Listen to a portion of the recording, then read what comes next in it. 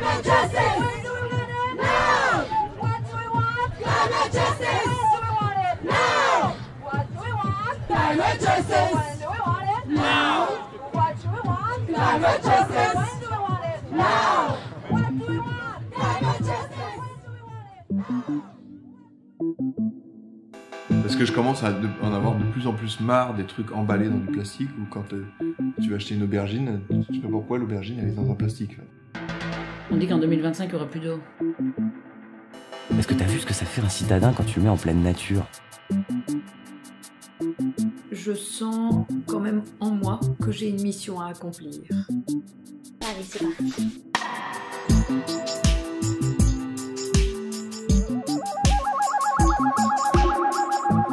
La vie va où?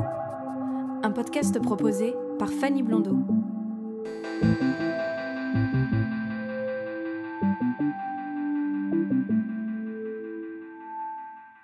Je peux vous demander pourquoi vous êtes venu aujourd'hui ? On est venu soutenir nos enfants qui viennent manifester chaque jeudi déjà depuis quelques semaines. Et comme aujourd'hui c'était un appel plus important, ils nous ont demandé de les accompagner. On trouvait ça très important, leur montrer qu'on les soutient et qu'on s'inquiète pour leur avenir. Vous pensez que manifester aujourd'hui, ça va servir à quelque chose ? On espère. En tout cas, on n'a pas beaucoup d'autres solutions, si ce n'est faire dans notre quotidien des petits gestes. Mais je pense que c'est plus suffisant. Maintenant, il faut aussi des décisions plus importantes que juste des décisions à notre échelle. Et il faut que ce soit au niveau politique et aussi au niveau économique que les décisions soient prises. Bonjour monsieur. Bonjour. Je peux vous poser quelques questions ? Oui. Je peux vous demander pourquoi vous êtes là aujourd'hui ? Pour dire à nos hommes politiques et aux autres hommes politiques du monde entier qu'il serait grand temps qu'ils se bougent le cul. Voilà. Vous soutenez les jeunes qui font la grève scolaire pour venir aujourd'hui ? Absolument. Absolument. Voilà, je vais dire un mot pour Bardo Wever. Il a traité les jeunes de pubères. Alors je suis un pubère de 67 ans. Voilà. Est-ce que tu peux me dire pourquoi tu es venu aujourd'hui ? Parce que je veux qu'il y ait des actions concrètes qui se passent pour le climat, qu'il y ait des lois, le climat qui sont votées, qu'il y ait des contraintes aux trucs qui sont trop dangereux. Parce que c'est maintenant que tout se joue et ça a déjà été joué, tout ce qu'on risque d'avoir bientôt, c'est déjà commencé. Il y a plein de conséquences, on l'a clairement déjà vu et il faut qu'on prenne clairement notre avenir en main. Et t'as déjà fait une grève scolaire ou c'est la première fois pour le climat ? C'est la première fois, mais je viens depuis quelques temps aux manifestations du jeudi. Voilà. T'as quel âge ? J'ai 16 ans. Ok. Et tu crois que manifester, ça va changer quelque chose ou pas ? J'espère. Je pense que c'est au moins bien pour montrer qu'on a pris conscience et que s'ils veulent nous représenter, c'est ça qu'ils doivent faire aussi. Les politiques ou les internationales, enfin les multinationales ou les gens qui peuvent décider de ça. T'es venu avec beaucoup d'amis aujourd'hui ? J'ai des amis de mon ancienne école qui sont venus. Je me suis fait des amis en arrivant ici aussi. J'ai des amis de mon école mais on se sépare et en fait je peux devenir amie avec n'importe qui là maintenant parce que c'est la entre guillemets joie de la manifestation, même si c'est pour une cause grave et importante pour notre avenir. Et qu'est-ce qu'ils pensent tes professeurs et tes parents que tu fasses la grève scolaire aujourd'hui ? Ma mère me supporte à fond dans mes manifestations. Là ma maman est un peu réticente parce que c'était toute la journée donc elle m'a autorisé que l'après-midi. Mais mes profs aussi, ils ont pas le droit de nous dire qu'il faut y aller mais ils nous font des grands clins d'œil en disant c'est très bien, allez-y, en chuchotant quoi. Et il y a des profs ici qui sont venus ? Des profs, je sais pas, mais il y a une tournante dans l'école avec des classes, on organise, on met dans le contexte, on fait des panneaux pour que ce soit intégré dans le comment on dit, le cours. Et puis il y a par classe, ils y vont. C'est un sujet dont vous parlez beaucoup entre jeunes ou pas, le climat en ce moment ? Moi, je parle vraiment beaucoup avec mes amis. C'est une de mes préoccupations principales parce que c'est ça qui va déterminer tout mon avenir et l'avenir de tout le monde. Merci beaucoup. Avec plaisir. Bonne journée. Merci à vous.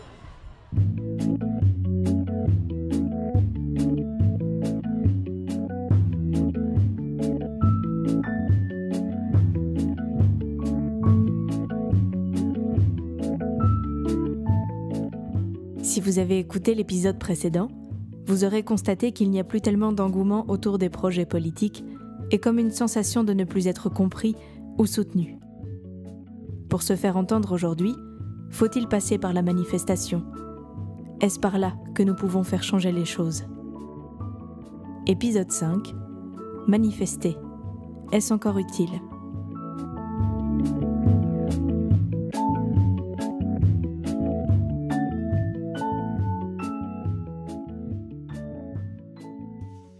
Je sais pas si ça fait réagir les politiques en fait. Je sais pas si ça les touche, si ça fait quelque chose. Je me demande, je suis tout à fait pour. Sur Facebook, j'avais vu la marche pour le climat, etc. Mais je suis pas sûre que ça fasse quelque chose en fait. Je trouve ça bien, mais est-ce que les politiques, ça les fait bouger? Est-ce que ça les fait réfléchir? Je trouve que c'est plus dans les actions concrètes où on fait agir les choses. C'est plus, je trouve, dans les actions. Un décideur, quelqu'un qui prend la direction et qui dit bon allez, qui vient m'aider pour faire... Comme là, demain, ici dans le quartier, il lance tu sais, dans les applis de voisinage, là t'as des applications où c'est vraiment que ton quartier. Mais vraiment, comme ici c'est le quartier Sainte-Hélène, bah t'as que le quartier Sainte-Hélène. Et tu peux mettre une petite annonce, je vends un aquarium, je vends ci. Tu peux mettre j'ai besoin je sais pas, de 4 chaises pour une soirée, est-ce qu'il y a quelqu'un qui veut bien en prêter une? C'est dans le quartier, donc t'as pas à te déplacer par pied. Et là il y en a un qui mettait dimanche je propose qu'on prenne des sacs poubelles et des gants et qu'on aille ramasser des ordures. Je trouve que c'est des actions concrètes qui font quelque chose. Marcher pour le climat, oui, mais je sais pas, je regarde pas assez les médias pour savoir si on en a parlé assez. Est-ce que les médias préfèrent parler de ça ou préfèrent parler d'autres choses parce qu'ils sont un petit peu formatés à devoir parler de ça comme sujet, quoi. Je sais pas si ça fait assez bouger. Une journée où t'as des ateliers par exemple partout dans les quartiers, faire sa lessive,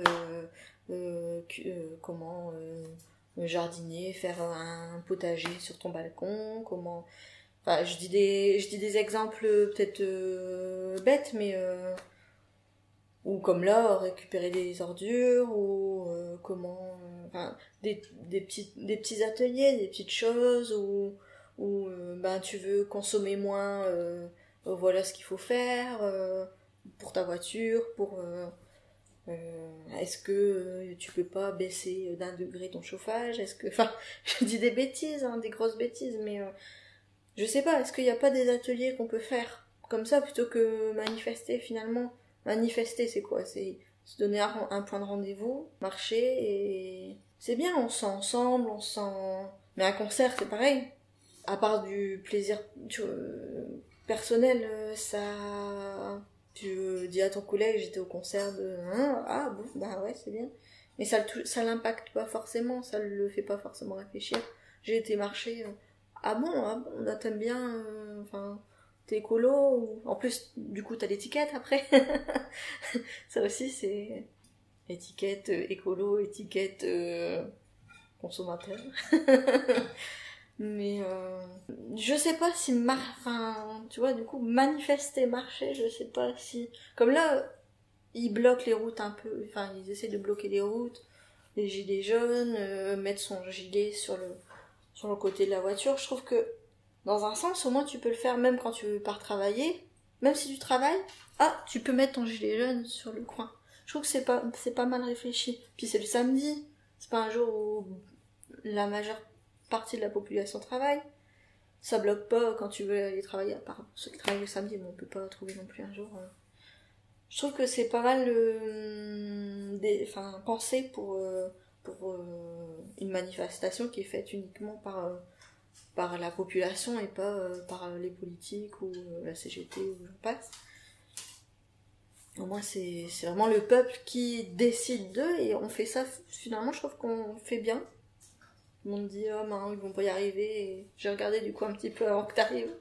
Je me suis dit comment ça se passe. Et finalement ça se fait plutôt pas mal, et je trouve que c'est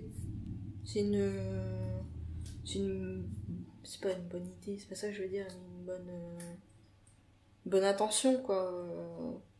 On paye énormément de taxes et on sait pas pourquoi, et je trouve que ça s'est bien fait. Et dans ce cadre-là, c'est bien aussi, tu vois, c'est bien, au moins il y a vraiment quelque chose. Ça embête les politiques, donc ça les fait quand même... mince, qu'est-ce qu'on peut faire pour faire qui manifestent pas bizarrement, l'essence a baissé un petit peu ces jours-ci. Enfin, tu vois, je veux dire, ça fait vraiment réagir que marcher, dimanche, on va se retrouver 7000. C'est bien, mais je sais pas si ça fait agir. Moi, je n'ai jamais fait de manifestation, tout simplement parce que je suis très solitaire et que, en plus, je suis noyée au milieu de tout ça et je trouve pas bien ma place. J'ai l'impression que toutes ces manifestations de milliers de personnes et tout ça ne servent pas à grand chose. Et ne servent pas à grand chose parce que à l'autre bout de la chaîne, il y a un imbécile de Trump qui se fiche complètement qui le dit de façon éhontée en disant mais moi de toute façon je m'en fous, et puis la Chine avec les effets de serre et tout ça, et je me dis mais qu'est-ce que toutes ces manifestations vont changer? Et donc dans ma démarche, qui est donc une démarche, j'allais dire, que je qualifierais de spirituelle, personnelle, introvertie, je me dis que, et dans l'éducation que j'ai donnée à mes enfants, c'est plus par, je me dis, des petits gestes, et si tout le monde, y met un petit peu du sien, et tout ça, parce que c'est pas parce que je mets une poubelle toutes les 3 semaines que je vais changer la planète, mais pourquoi pas? C'est-à-dire que je crois beaucoup à ça, et je crois beaucoup aussi à ce que je peux transmettre à mes enfants, c'est déjà fait, mais surtout à mes petits-enfants, parce que cette planète, c'est surtout pour lui, parce que j'ai qu'un petit-fils pour le moment, et pour mes autres petits-enfants, et je suis beaucoup plus sensible. Mais quant à, même si on me disait, viens donc manifester avec moi, ou avec nous, je suis pas sûre que j'irai. En fait, il faut que tous ces politiques sortent de leur statut étatique et que ils reviennent sur terre, quoi, c'est le cas de le dire, hein, c'est ça, qu'ils reviennent, et qui ils savent pas ce que c'est que la vraie vie. C'est-à-dire, pour moi, c'est pas une action collective dans le sens où c'est une action de masse. C'est-à-dire que chaque individu marche pour le climat, pour défendre le climat. Et c'est chaque individu marche, et donc ça fait une marche. Pour moi, une action collective, c'est pas ça. Si je reprends le truc de Pierre Rabhi, du colibri machin, si je veux associer ma définition d'action collective à cette métaphore, pour moi, le colibri doit essayer, le colibri et les autres animaux de la jungle doivent essayer de s'organiser ensemble avec chaque force, chaque capacité des uns et des autres pour essayer d'éteindre l'incendie. Et ça, c'est une action collective, c'est-à-dire qui es-tu? Toi, qu'est-ce que tu peux faire? Toi, qu'est-ce que tu peux faire? Moi, qu'est-ce que je peux faire? Et ensemble, collectivement, communément, avec avec ce qu'on est, chacun, ce qu'on peut faire, alors on arrive à quelque chose. Parfois, les manifestations, ça peut être aussi le lieu de rencontre, de discussion. C'est de toute façon un lieu où il peut se passer quelque chose. Maintenant, le problème, c'est que cette chose-là, cet espace-là où il pourrait se passer quelque chose est très souvent sabordé, puisqu'on se dit, non, en fait, on va juste marcher, les gens se rencontrent très peu, je sais pas d'où ça vient, ça, et pourquoi c'est comme ça. Et j'ai l'impression qu'on a un peu perdu cet endroit-là, cette possibilité-là dans la manifestation. Je regardais assez récemment, il y a un vieux documentaire sur Arte qui s'appelait « Ils étaient les Brigades Rouges ».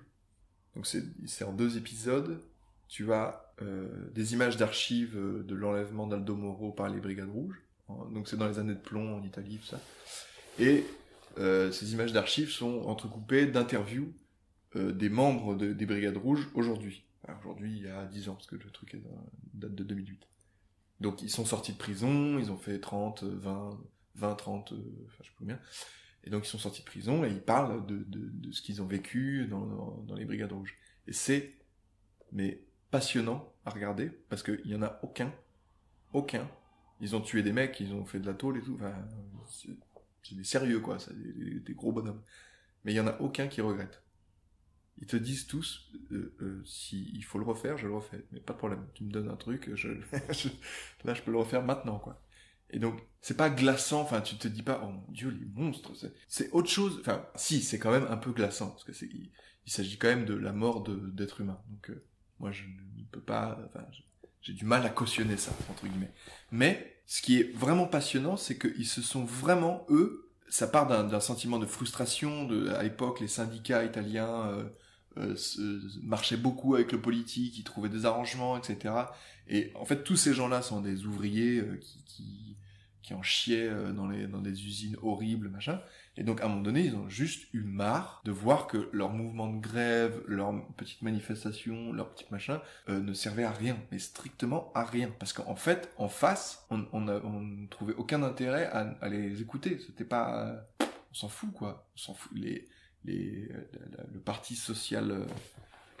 démocrate chrétien, je crois, italien de l'époque, qui était au pouvoir avec le parti communiste, que les ouvriers gueulent, ils s'en foutaient. C'était pas... comment dire, c'était évident qu'ils allaient être en opposition, puisque idéologiquement, ils ne sont pas d'accord. Donc, bon.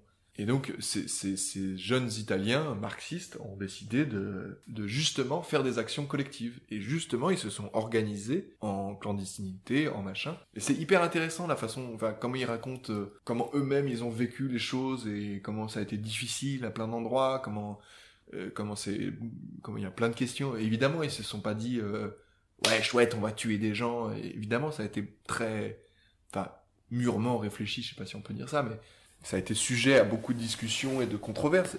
Mais c'est très intéressant parce que tu te dis, putain, mais aujourd'hui, c'est aussi ça qu'il faudrait faire. Enfin, c'est pas forcément, je dis pas qu'il faut tuer des gens, mais qu'il y a pas 36 000 solutions, en fait. Il y a des gens qui sont au pouvoir, qui très concrètement, très objectivement, c'est pas un discours de vieux révolutionnaire que de dire ça. Enfin, ça se voit quand même. Ça se voit que le politique ne se préoccupe pas franchement, je sais pas, de voir la façon qu'a Macron de communiquer. Je veux dire, c'est criant qu'il s'en fout. L'autre jour, il a dit à une vieille grand-mère qui disait qu'elle vivait avec 500 € par mois, sa retraite avait 500 € par mois. Il lui a quand même dit, parce que vous n'avez pas suffisamment cotisé. Qu'est-ce que t'en sais? Enfin, et ça, c'est un exemple parmi une flopée d'exemples où ils s'en foutent. C'est les actions les plus communes, en fait, pour eux. Ça ne leur fait pas peur. C'est, voilà, ils ont une manifestation, il faut communiquer, on va communiquer, on va dire, je sais pas, et boum, et on va augmenter le prix du diesel. Ah tout le monde gueule, on va faire une autre communication, et comme ça, et on résout pas le problème.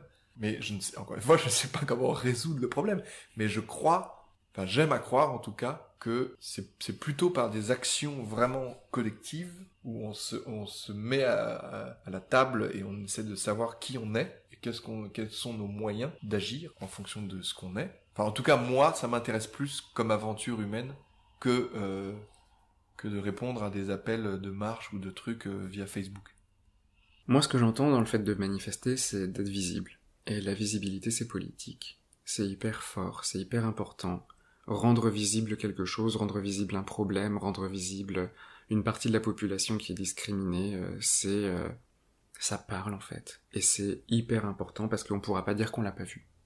C'est facile de fermer les yeux et de pas entendre quand c'est sur le papier ou quand c'est caché ici et là, mais quand on va dans la rue manifester ou réclamer quelque chose, tu peux pas dire que tu l'as pas vu ou que tu l'as pas entendu. Donc oui, je pense que ça a une valeur très forte. Alors après, est-ce que ça a un impact sur les politiques, etc., c'est autre chose, mais moi ça me fait vachement penser à la Pride, là, tous les cycles de Pride qui vont arriver dans toutes les villes cet été.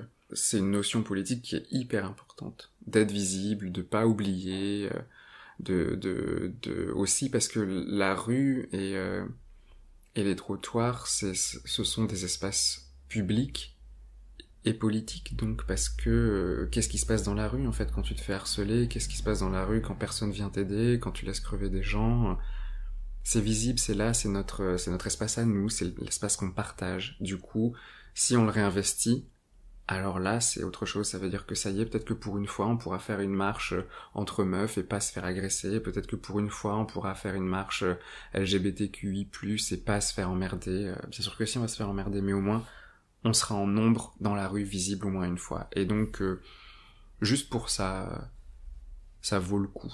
Même si ça change pas énormément, je pense que bien sûr que si, en fait, ça rend visible et ça enclenche des processus plus indicibles et plus inconscients, mais le fait de rendre visible quelque chose, ça le permet de le porter à la conscience des gens, et même s'ils le refusent, même si ils veulent pas le voir, au fur et à mesure, ce sera tellement là que tu pourras pas faire autrement, tu devras considérer ce qui se passe. Et puis c'est notre seule voie, j'ai l'impression, d'expression.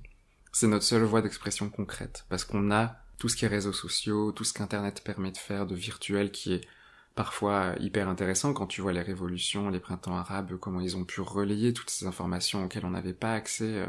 Et en même temps, ça va tellement vite, ça peut tellement vite s'effacer, ça peut tellement vite se faire pirater, que du coup, moi je le mets vachement à distance et je me dis, au moins le concret de la rue quand tu marches, quand tu foules le pavé, là on est sûr de ce qui se passe, on est sûr de ce que tu dis, et tu le gères en face à face, quoi. Même si, avec tout ce qu'on a vu des violences policières, ça fait peur. Il faut pas lâcher. Même si ça paraît un peu utopiste ou illusoire ou parfois vain, je pense que c'est hyper important. Je pense que c'est pas que de l'action, mais c'est de la responsabilité, en fait. Comme moi j'ai des souvenirs très précis de moments de l'histoire où des personnes individuelles ont fait un choix, ont fait une action mémorable, et ça a changé les choses. Alors bien sûr, c'est pas cette action qui a changé les choses, mais c'est juste cette action qui arrive à un moment où il y a eu une accumulation d'autres petites actions, ou une accumulation de choses qui étaient pas tolérables, et que d'un moment ça pète. C'est pareil, en fait, c'est cette image de tu fais l'étincelle qui allume la poudrière et qui fait tout exploser. Là c'est pareil, c'est nous les étincelles, en fait, c'est nous qui pouvons allumer tout ça. Alors après, je pense pas qu'il faille se donner ce rôle de super-héros en mode je vais sauver tout le monde, parce que là on va s'y perdre, mais pas perdre de vue que on a du poids, on a une responsabilité, et que ça vaut le coup, parce que l'échelle globale, je sais pas trop ce que ça veut dire, mais je sais en tout cas, par exemple, dans l'asso dans laquelle je suis, on va beaucoup dans les collèges, les lycées, parler d'homophobie, transphobie, de toutes ces discriminations-là liées à l'orientation sexuelle ou à l'identité de genre. Et bien sûr, on fait face à des tas et des tas d'élèves qui réagissent à leur façon, et peut-être on sera pas d'accord, mais au moins on se dit à chaque fois ça vaut le coup, parce qu'on aura parlé, on aura distillé quelque chose, une parole, un truc, une catchphrase, quelque chose qu'ils vont retenir à un moment dans leur vie. Alors peut-être au début ils nient tout en bloc, et peut-être à un moment ils vont s'en rappeler, ou peut-être ça va faire écho quand une autre personne leur dira ça aussi, et ainsi de suite. Donc je pense à nos responsabilités individuelles qui s'additionnent d'une façon ou d'une autre dans le temps. Et donc, en ce sens-là, oui. Je pense que le changement, il vient de nous, en tant qu'individus.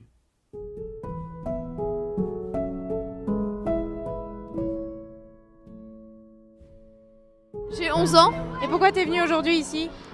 Pour défendre le climat, et parce que j'ai envie d'avoir une terre pour demain. Et t'es venue avec tes copains alors ? Ouais. C'est des copains d'école ? Ouais. C'est la première fois que tu fais une grève scolaire pour le climat ? Non, c'est la deuxième.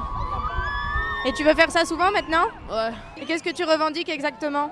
Moi je revendique, je trouve que c'est normal qu'on ait une terre plus tard, et surtout qu'ils fassent rien, et qu'au lieu de changer, ils empirent encore, ils font qu'ils détruisent notre planète, quoi.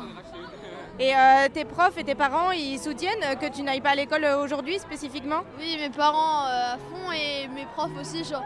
Mon école, elle nous aide à organiser justement les marches pour l'après-midi. Qu'est-ce que vous avez fait avec votre école justement pour organiser ? On a organisé des réunions pour essayer de décider de ce qu'on allait faire, quoi, pour à la fois qu'on puisse soutenir notre climat, et à la fois qu'on loupe pas de cours, pas trop. Donc voilà, je trouve ça bien.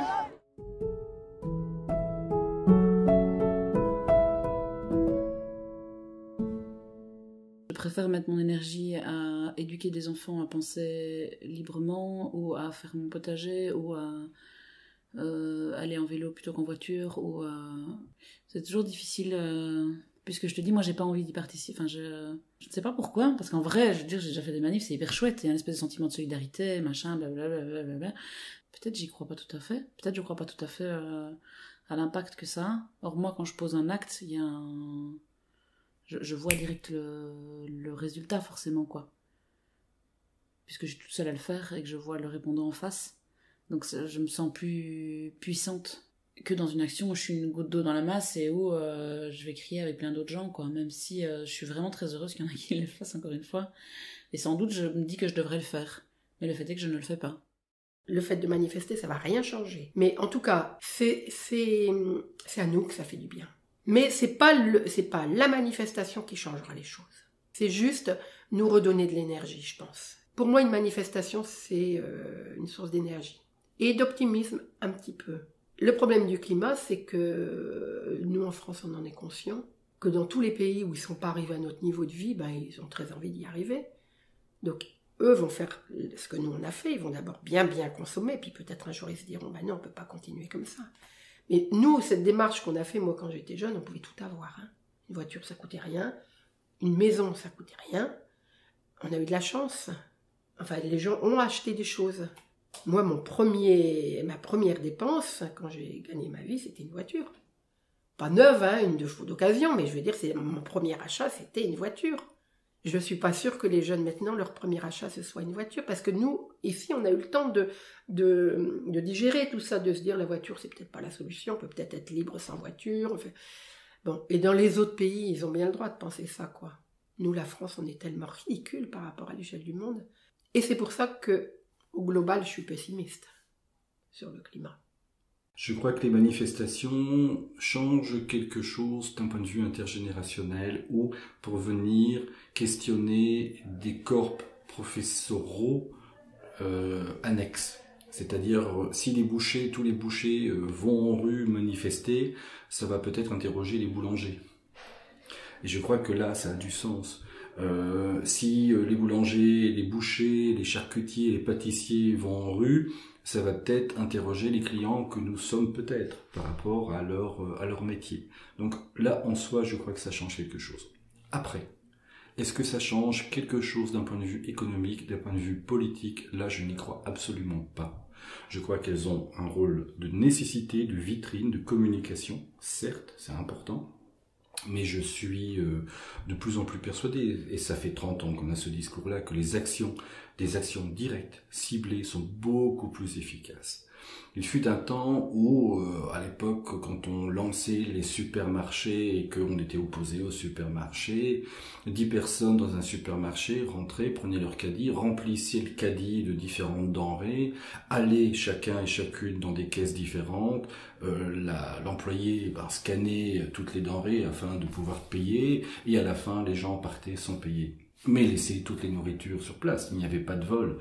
Le problème, comme tu le sais, c'est qu'il y a une responsable de caisse qui, elle, doit se rendre à la caisse et dépointer chaque article. Donc, vu la quantité, le magasin, tout d'un coup, se retrouvait fermé. Je crois en des actions comme celle-là, des actions directes, ciblées. En France, régulièrement, j'entends. Alors après, c'est ce que j'entends via la radio, donc c'est critiquable et en tout cas il faut se poser un peu de savoir si c'est vrai ou pas, et jusqu'où ce que nous raconte, le récit qui est raconté par la radio est réel. Quand il y a grève sur les autoroutes et quand il y a grève avec les péages, les gars des péages, ils ouvrent les barrières. C'est la libre circulation. Là, on touche directement au cœur du pouvoir économique. On n'a pas besoin d'être 10 000 dans la rue. 5 gars au péage peuvent faire bouger beaucoup de choses. Là, je suis encore une fois dans cette idée d'action directe, quelque chose. Alors après, il y a quelque chose aussi qui est peut-être questionnant, c'est la société dans laquelle on est, dans sa manière maintenant de considérer ce qui n'est plus dans la norme. Et la question de jusqu'où peut-on aller dans une action directe. Il fut un temps où On pouvait peut-être se permettre de parler, de chanter, de faire des films sur des sujets qui aujourd'hui on aurait directement le poids de la censure morale, de la justice, car en procès nous serions sans aucun problème traînés. Et il y a cette question-là qui devient tout à fait insupportable à partir du moment où les réseaux sociaux ont permis à ce que tout à chacun puisse s'exprimer au même titre que tout à chacun, où tout d'un coup les experts de rien sont devenus des experts de tout, que cette parole s'est libérée sans aucune censure, dans lequel je peux sans aucun problème dire mort aux juifs, ou il faut tuer tous ces putains d'arabes, dans une critique, dans un commentaire d'un article porté par Le Soir. Quand on peut lire encore aujourd'hui ce genre de choses, cette liberté de parole, c'est questionnant, et c'est questionnant sur la liberté de penser, et c'est questionnant sur la censure, c'est-à-dire où pose-t-on la censure morale maintenant ? Donc cette censure morale nous amène à un moment donné à se dire mais quelle action peut-elle encore être portée ? Donc les manifestations ont leur raison d'être, puisque tout d'un coup une espèce de neutralité, mais il suffirait que bêtement quelqu'un tombe et qu'en tombant un petit caillou aille sur la tête d'un CRS et qu'automatiquement il a 3 mois de congé parce qu'il a été blessé et directement ça part en cacahuète.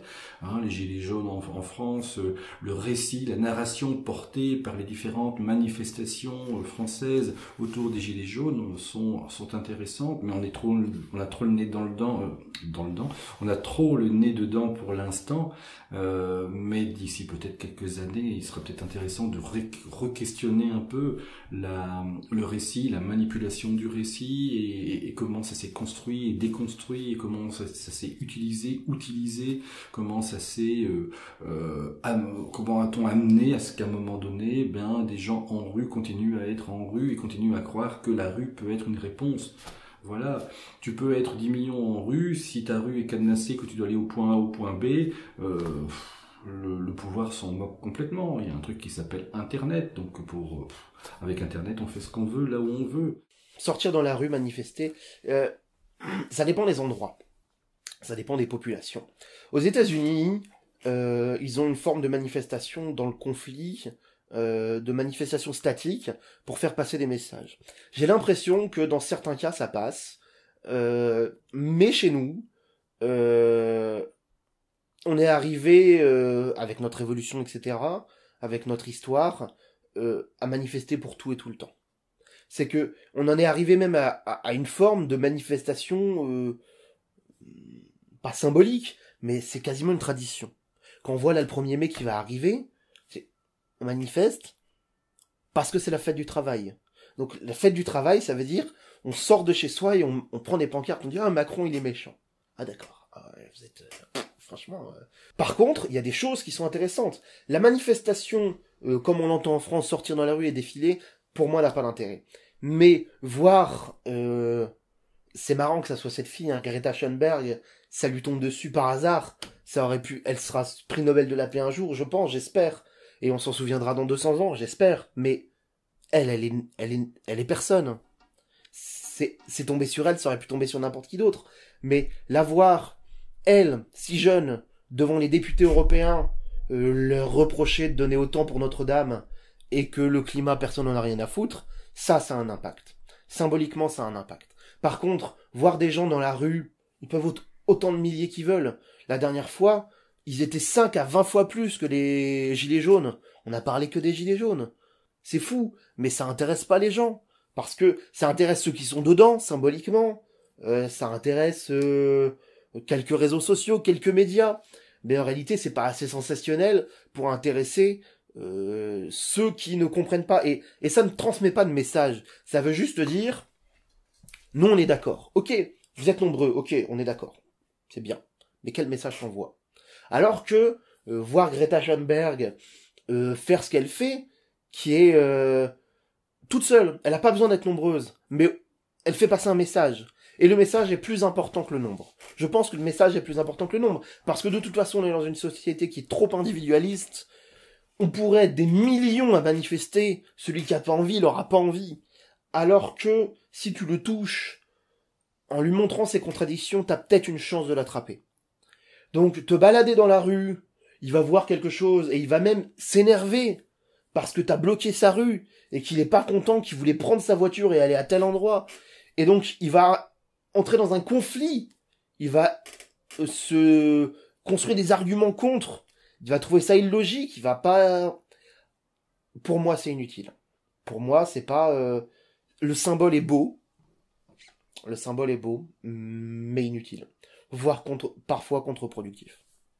Agir individuellement ne suffit pas. On est obligé, je suis pas pour la manifestation, mais pour être dans le prosélytisme. Ça dépend ce qu'on appelle agir individuellement. Agir individuellement sur le climat, ça ne sert à rien. Tu le fais, symboliquement, parce que tu estimes que tu n'es pas légitime pour faire du prosélytisme si tu ne le fais pas.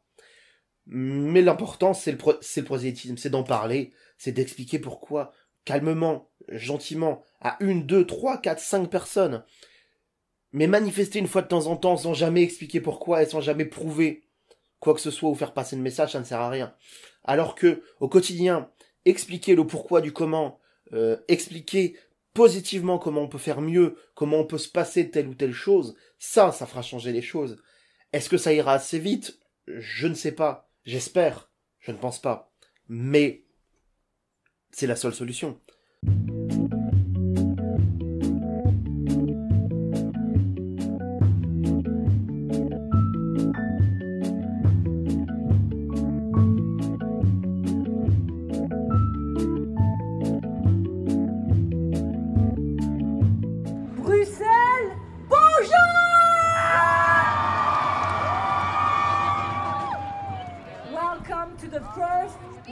Strike for the climate.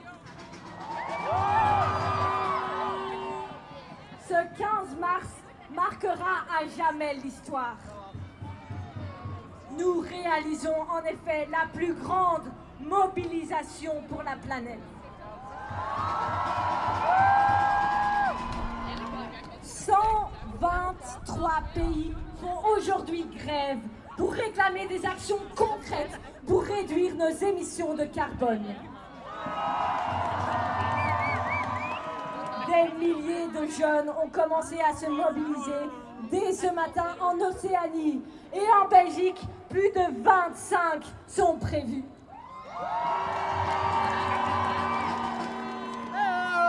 Nous, Belges, avons un bon bulletin du point de vue de mobilisation pour le climat. Depuis 10 semaines, les jeunes se mobilisent tous les jeudis pour demander des actions concrètes pour le climat. Mais nous ne sommes pas encore compris.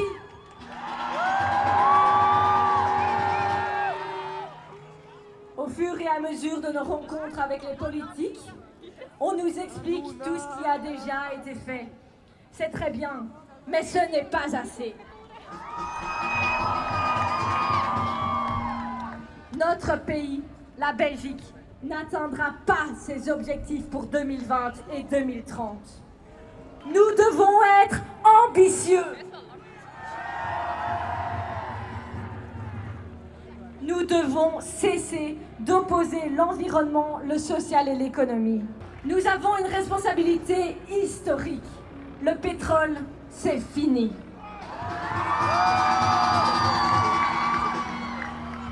Nous devons agir pour créer la société du 21e siècle.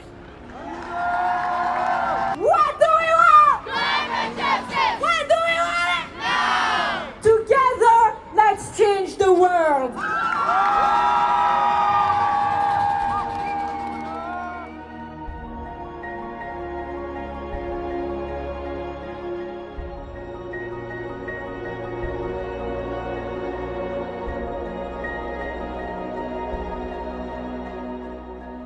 Vous venez d'écouter le 5e épisode de La Vie va où, un podcast réalisé par Fanny Blondeau, illustré par Maureen Labisse, avec une musique de Scott Buckley. Je vous donne rendez-vous au prochain épisode pour continuer à réfléchir, notamment sur notre façon de nous alimenter. N'hésitez pas à vous abonner, à suivre les pages Facebook et Instagram @lavivaoupodcast ou à écrire à lavivaou@gmail.com. À bientôt.